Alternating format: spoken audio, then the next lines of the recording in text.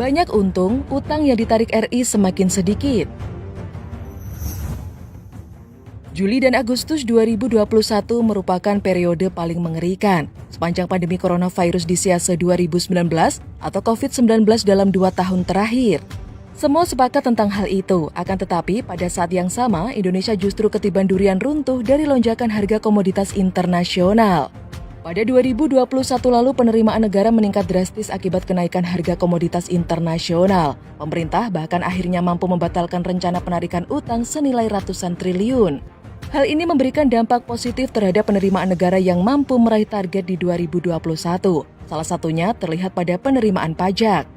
Hal itu diungkap Menteri Keuangan atau Menko Sri Mulyani Indrawati dalam konferensi pers APBN kita awal pekan lalu. Pihaknya mengatakan komoditas melonjak luar biasa. Pajak sektor pertambangan dari awalnya minus 43,4% menjadi 60,52% tumbuh positif. Lonjakan itu terjadi pada kuartal 3 saat delta membabi buta yang justru naik 3 kali lipat. Selain itu, peningkatan juga muncul pada sektor industri pengolahan, perdagangan, konstruksi, dan real estate. Secara total, penerimaan pajak di akhir tahun mencapai Rp1.277,5 triliun atau 103,9%, tumbuh 19,2%. Dampak berikutnya pun terlihat pada biaya keluar di mana realisasinya mencapai Rp34,6 triliun atau 1,94% dari target APBN. Pertumbuhannya mencapai 708,2%. Penopang terbesar adalah produk kelapa sawit dan tembaga. Kemenko juga mencatat kenaikan pada penerimaan negara bukan pajak atau PNBP. Realisasinya hingga akhir tahun adalah Rp452 triliun atau tumbuh 31,5%, menjadi 151,6% dari target APBN. Ini didorong oleh pendapatan SDA migas yang mencapai Rp98 triliun atau tumbuh 41,9%, akibat kenaikan harga minyak dunia dalam setahun terakhir. Kemudian SDA non-migas mencapai Rp52,8 triliun atau 181,4%, tumbuh 87,6%, yang didukung oleh batu bara, tembaga, dan nikel. Hal ini kemudian menjadi banyak pertanyaan, akankah RI tahun depan bebas utang? Pemerintah mungkin belum bisa melunasi seluruh utang di 2022, akan tetapi setidaknya utang yang ditarik menjadi lebih rendah dari tahun-tahun sebelumnya. Anggaran pendapatan dan belanja negara atau APBN 2022 diperkirakan masih akan mengalami defisit hingga Rp868 triliun atau 4,85% dari produk domestik bruto atau PDB. Ini akan menjadi tambahan dari nominal utang Indonesia yang kini mencapai sekitar Rp6.000 triliun. Kemenko akan menerbitkan surat berharga negara atau SBN neto sebesar Rp991,3 triliun pada tahun depan untuk menutup defisit anggaran pendapatan dan belanja negara atau APBN. Secara bruto, SBN yang diterbitkan Rp1.300,1 triliun. Pada rinciannya, SBN bruto meliputi penerbitan domestik reguler akan memakan porsi terbesar, yaitu sebanyak 78 hingga 83%. Selanjutnya, SBN valuta asing atau falas 11 hingga 14% dan SBN retail 6 hingga 8%. Akan tetapi, seiring dengan meningkatnya penerimaan, penarikan utang bisa dikurangi. Seperti tahun ini, defisit anggaran pendapatan dan belanja negara atau APBN 2021 menyusut ke 4,65% terhadap produk domestik bruto atau PDB dari posisi 2020 yang sebesar 5,70% terhadap PDB. Setidaknya sebagian dari PNBP ditopang oleh sektor migas. Kemudian ada 30% industri ekspor juga dipengaruhi oleh harga komoditas batubara, minyak kelapa sawit, dan nikel. Hanya saja pemerintah tidak boleh lengah. Sebab kemungkinan perubahan ekonomi global yang dimotori oleh negara maju lewat normalisasi stimulus moneter, seperti Amerika Serikat dan Eropa, bisa menurunkan harga komoditas ke depannya. Ketika normalisasi stimulus moneter menurunkan harga komoditas global, APBN dan keseimbangan eksternal bisa dalam tekanan lagi. Sri Mulyani tebar modal triliunan, dukung kereta cepat, kapal selam. Akhir tahun 2021, Menteri Keuangan Sri Mulyani tebar modal dengan membagikan penyertaan modal negara atau PMN ke perusahaan plat merah.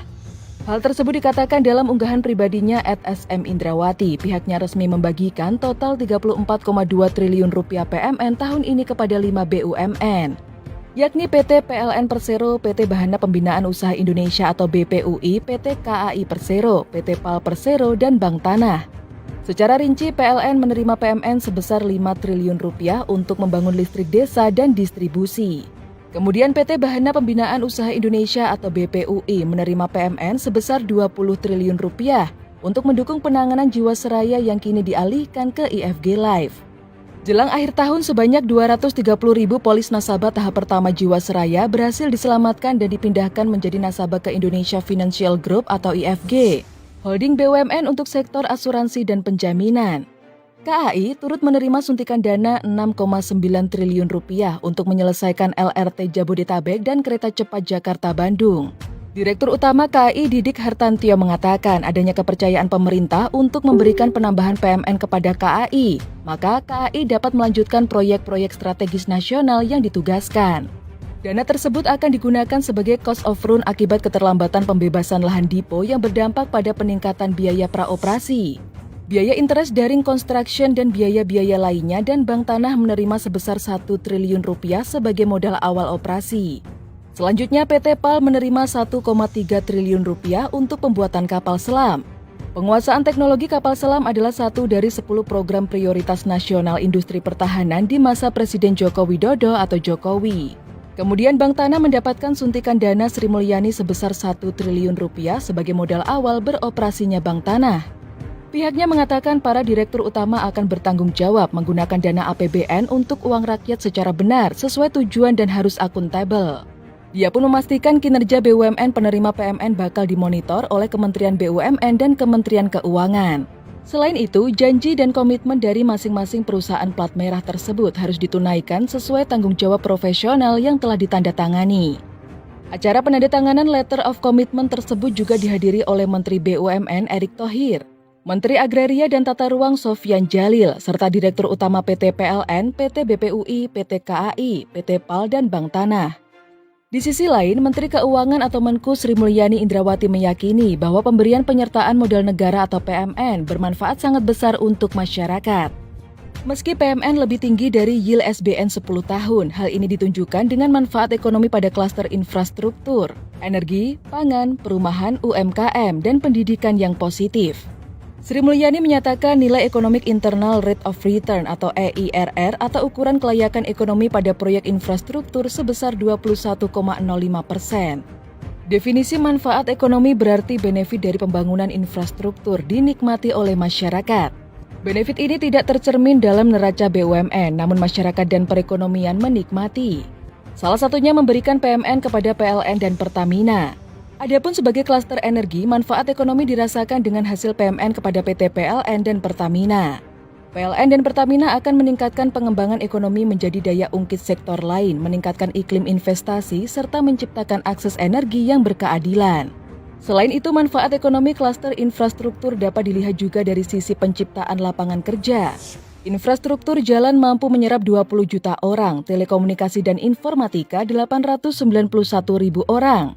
Pengelolaan air 194.000 orang, pembangunan infrastruktur kesehatan 24.000 orang, transportasi 1,46 juta orang, serta bandara dan kawasan masing-masing 4.000 dan 53.000 orang.